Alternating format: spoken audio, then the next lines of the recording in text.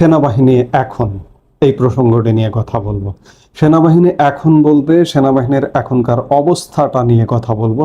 যদিও আজকের বাংলাদেশে সেনাবাহিনী প্রসঙ্গে আলাপটি বেশিরভাগ মানুষের অপছন্দের বিষয় হয়ে দাঁড়িয়েছে, বেশিরভাগ মানুষের আকর্ষণের কেন্দ্রবিন্দুতে থাকতে থাকতে এটি বেরিয়ে গেছে। কিন্তু তারপরেও বর্তমান বাংলাদেশের প্রেক্ষাপটে সেনাবাহিনী অত্যন্ত প্রাসঙ্গিক। এমনকি বর্তমানে যে শাসন ব্যবস্থাটি চলছে, যে সরকারটি চলছে, সেই সরকারটিও সেনা সমর্থিত সরকার। এই জন্য আলোচনার বাইরে সেনাবাহিনীকে রাখা যায় না। সেনাবাহিনী এখন, আমি প্রসঙ্গটা এভাবে শুরু করেছি, সেনাবাহিনী এখন এই মুহূর্তে প্রচণ্ড অজনপ্রিয় হয়ে উঠেছে। বিশেষ করে দুটি ঘটনাকে কেন্দ্র করে সেনাবাহিনী অজনপ্রিয় হয়ে উঠেছে। কদিন আগেও আমি বারবার বলি, বিভিন্ন ভিডিওতে বলি যে সেনাবাহিনীর প্রতি মানুষের অগাধ বিশ্বাস আস্থা ছিল, যে শেষ বিচারে সেনাবাহিনী বাংলাদেশের মানুষের জীবন বাঁচাবে। মানুষ প্রত্যাশা করছিল সেনাবাহিনী জীবনটা বাঁচিয়ে দিক, সেনাপ্রধান দায়িত্ব নিক, এই প্রত্যাশাগুলো করছিল। কিন্তু এখন প্রত্যাশার পারদ নিচে নামতে নামতে নেই হয়ে যাবার জোগাড়। বিশেষ করে গোপালগঞ্জ, গত 16 জুলাই গোপালগঞ্জ ট্র্যাজেডি ঘটনা, সেনাবাহিনীর গুলিতে সাধারণ নিরীহ মানুষের মৃত্যু, এবং 21শে জুলাই বিমান ধসে, ভয়াবহ বিমান ধসে অসংখ্য আহত নিহত, এই পরিস্থিতিটা মোকাবেলা করতে গিয়ে সেনাবাহিনীর বিতর্কিত ভূমিকা, সাধারণ মানুষের উপরে লাঠি পেটার ঘটনায় সেনাবাহিনী এই মুহূর্তে জনপ্রিয়তায় একদম তলানিতে। বেশিরভাগ মানুষ মনে করছে যে সেনাবাহিনীতে একটা বাংলাদেশ বিরোধী, স্বাধীনতা বিরোধী অংশের একটা ব্যাপক প্রভাব আছে, থাকবে, এটাই স্বাভাবিক। কারণ আপনি বাংলাদেশের কনটেক্সটে চিন্তা করুন যে বাংলাদেশে 18 কোটি জনসংখ্যা। এই 18 কোটি জনসংখ্যার মধ্যে স্বাধীনতা বিরোধী, মুক্তিযুদ্ধ বিরোধী, দেশবিরোধী জনশক্তি আছে।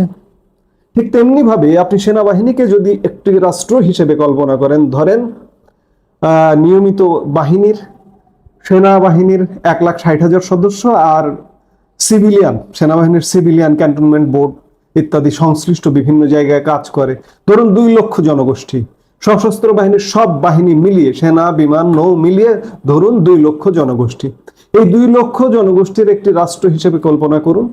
সেখানেও আছে দেশ বিরোধী, দেশপন্থী, স্বাধীনতা বিরোধী, স্বাধীনতাকামী, মুক্তিযুদ্ধপন্থী জনগোষ্ঠী। আজকে সামরিক বাহিনীর, সেনাবাহিনী এখন কেন বলছি, সামরিক বাহিনীর একটি বড় অংশ যারা মুক্তিযুদ্ধপন্থী, যারা বাংলাদেশপন্থী, যারা বাংলাদেশের ভালো চায়, যারা অন্যায়কে মেনে নিতে পারে না, তারা এই মুহূর্তে সংক্ষুব্ধ। সত্যিকার অর্থে তারা ফুঁসছে।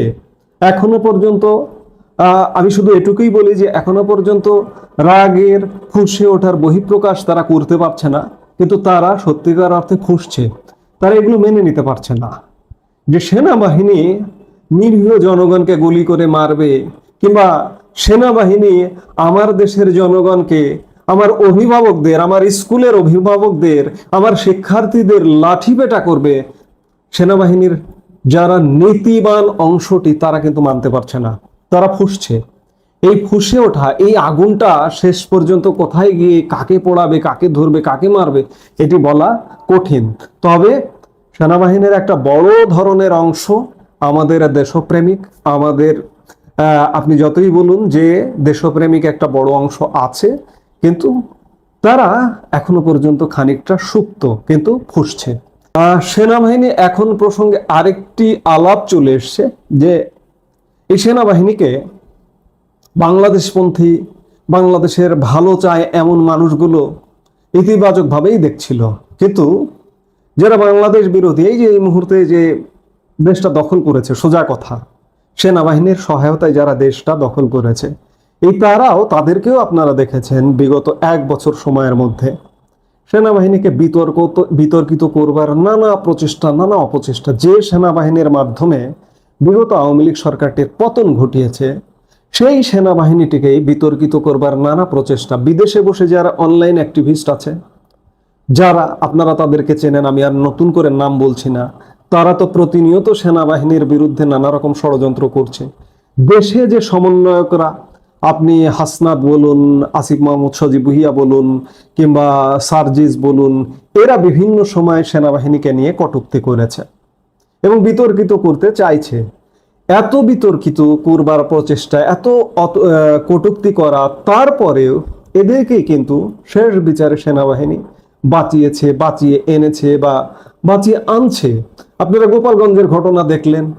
তার পরবর্তী সারা বাংলাদেশে সেনাবাহিনী কিভাবে প্রোটেকশন দিয়ে, পাহারা দিয়ে তাদের সমাবেশ করবার সুযোগ করে দিচ্ছে। আজকে ওরাই বিতর্কিত করছে, ওদেরকেই সেনাবাহিনী পাহারা দিচ্ছে। আজকে সমন্বয়কদের একজন, আমি এদেরকে সমন্বয়কই বলি, যদিও এখন একটি নব্য রাজনৈতিক দলের নেতা সার্জিস আলম, মুখ্য সংগঠক উত্তরাঞ্চল, আজকে দিনের প্রথম ভাগে একটি ফেসবুক পোস্ট দিয়ে সেনাবাহিনীর বেশ প্রশংসা করেছেন, সেনাপ্রধানের বেশ প্রশংসা করেছেন।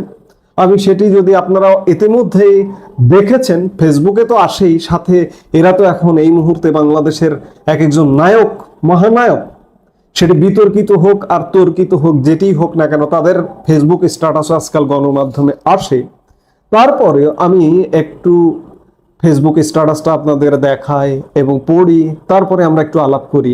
সার্জিস আলম আজকে লিখেছেন, কয়েকটা আনপপুলার তথ্য দেই।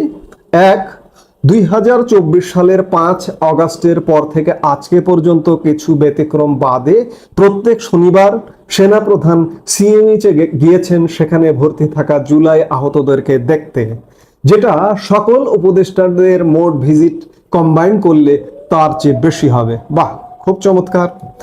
2, সবচেয়ে সিরিয়াস আহতদের কোয়ালিটিফুল ট্রিটমেন্ট নিশ্চিত করা এবং চিকিৎসা বাবদ ব্যক্তি প্রতি সবচেয়ে বেশি ব্যয় হয়েছে ঢাকা সিএমএইচে।